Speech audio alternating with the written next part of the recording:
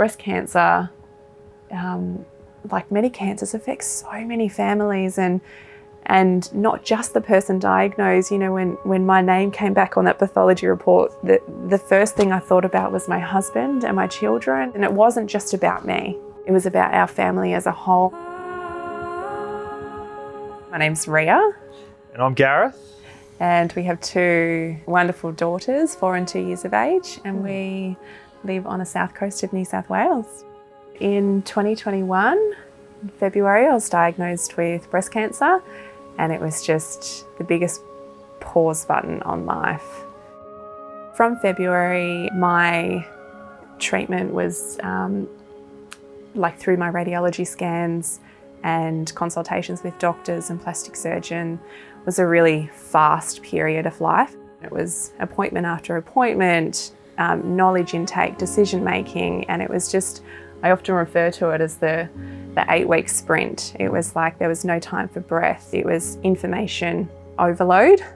Your mind goes in all different directions of, you know, what's treatment going to be like? What about my family? What about my kids? Like, am I going to be here? Am I going to survive? It just goes down a rabbit hole, and I really wanted someone to kind of rein those thoughts back and just sit with me in that shock space. And I found the BCNA helpline representatives so incredibly helpful to really reassure me. That conversation, I remember, lasted an hour. It was a day when the girls were at daycare, and I was able to just sit on the phone, and it wasn't rushed. It was like I had known that person for years, honestly. It was like I called and it was like this person understands what I'm saying. And it was honestly so incredibly helpful just to reassure me that I'm, yes, one in so many, but I'm still one that's going through such an incredibly difficult period in life. Picking up the phone and telling my mum I had breast cancer over the phone, and that was just so incredibly difficult to not see and hug her and say, like, this is hard, like this is going to be hard, and that was really tough. Being a support person for this, it's not easy.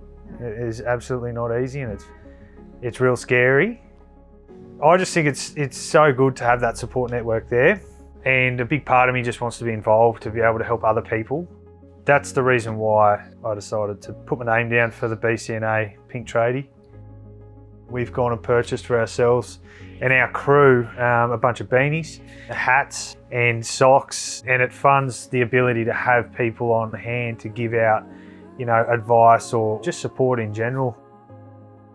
The Pink Tradie merchandise really prompts a conversation, and you know, you don't know what someone else is experiencing. You have no idea what their story is or their backstory is, and to be able to wear something that might be an in for someone, that could change it. That could change someone's life.